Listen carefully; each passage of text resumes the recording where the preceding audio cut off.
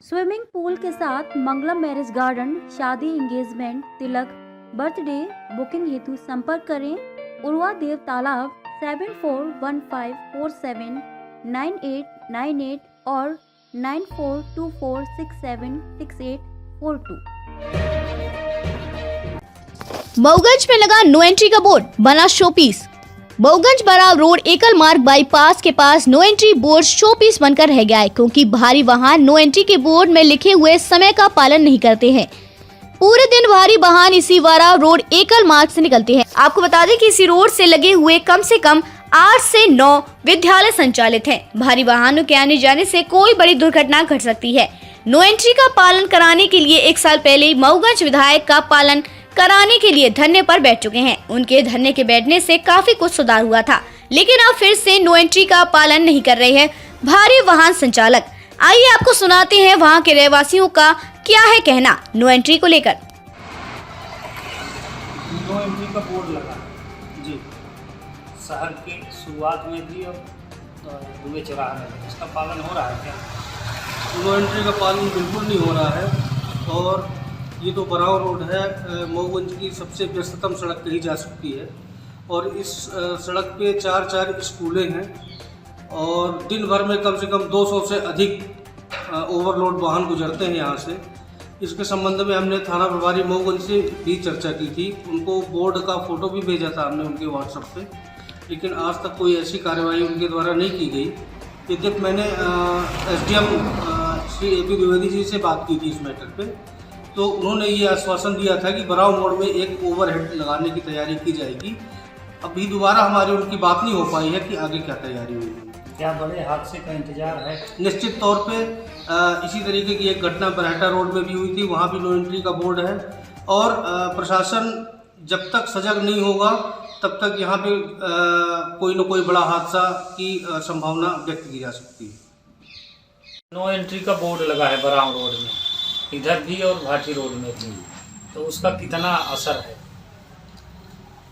No entry का board पिछले 1 साल से लगा हुआ है और इसके लिए हम लोगों ने कई बार लेख किया, SDM के पास गए और एक बोर्ड के साथ साथ हमने एक बैरियर भी बराव मोड़ में लगवाया था और 2-3 दिन बाद उसको वाहन वालों ने, हाईवा वालों ने तोड़ दिया। तो वर्तमान में अतिक्रमण हट गया। पहले भी ये बाईपास से जुड़ा हुआ मार्ग है ये, और एकल मार्ग है, 2 वाहन अगल बगल से जा नहीं सकते। ऐसी स्थिति में नो एंट्री कोई बड़ी दुर्घटना घटित नहीं हो रही है, लेकिन यहाँ के लिए बहुत खतरनाक चीज़ है। और इतने वाहन आ रहे हैं और बाजार ये जो अतिक्रमण हट गया तो अतिक्रमण का पूरी दुकानें बराव रोड में आ गई। 2-3 विद्यालय प्राइवेट यहाँ पर JN पब्लिक स्कूल है, MG पब्लिक स्कूल है, कॉलेज है, गैस एजेंसी है। तो ऐसी स्थिति में इतनी भीड़ इस रोड में है कि इस माने रोड में इन वाहनों का आना जाना पूर्णतः प्रतिबंधित होना चाहिए। लेकिन प्रशासन की नाकामी के चलते पुलिस प्रशासन और राजस्व विभाग, SDM सभी जिम्मेवार हैं कि इन्होंने नो एंट्री को नहीं बंद किया और इसके कारण से यह क्षेत्र पूरी तरह से कभी भी माने कोई बड़ी वारदात दुर्घटना हो सकती है। इसके पहले बरहटा रोड में भी नो एंट्री लगी थी, जब एक बड़ा हादसा हो गया तब बंद हो गई। तो क्या इसी का इंतजार है प्रशासन? प्रशासन जब कभी घटनाएं हो जाती हैं तभी जाकर के जागता है और उसी में कोई कदम उठाता है। बरहटा रोड में भी इसी प्रकार से हुआ। फिर हम लोगों ने वहाँ पर पब्लिक ने वहाँ पर इतना बड़ा फिर जाम लगाया और उसमें एक बालक की मृत्यु हुई और उसमें फिर बस में आग लगा दी गई। तो ऐसी स्थिति में शासन प्रशासन पहले जब हम लोग उनको सूचना देते हैं कि घटना ना घटित हो तो उसमें तो शासन प्रशासन के लोग जागते नहीं, और जब घटना हो जाती है किसी के घर का जो है तो चिराग बुझ जाता है। ऐसी स्थिति में प्रशासन जागता भी है, तब तक में बहुत नुकसान हो जाता है।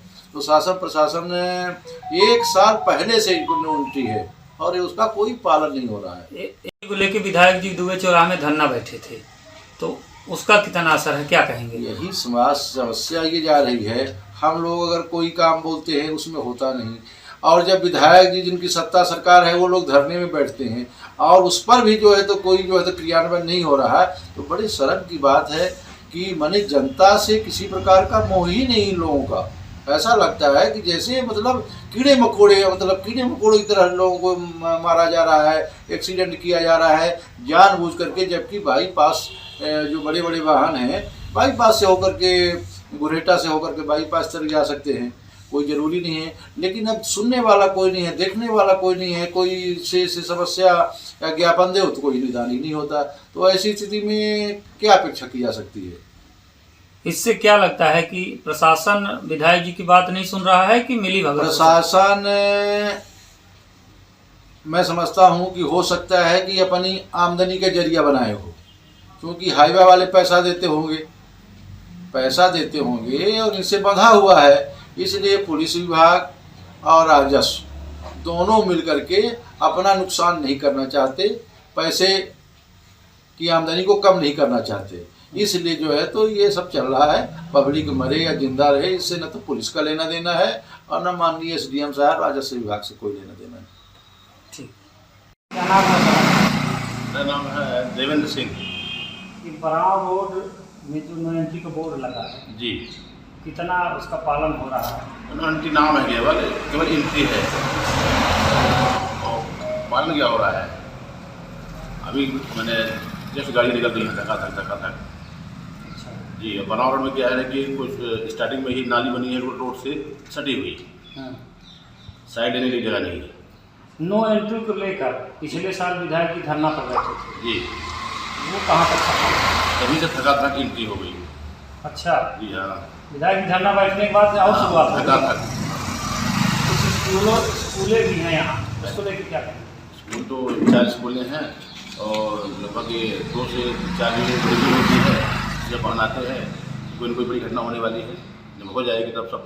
तो प्रशासन के द्वारा कोई ऐसा कदम नहीं उठाया गया? कुछ नहीं, प्रशासन तो बिल्कुल आराम से अपना काम कर रहा है।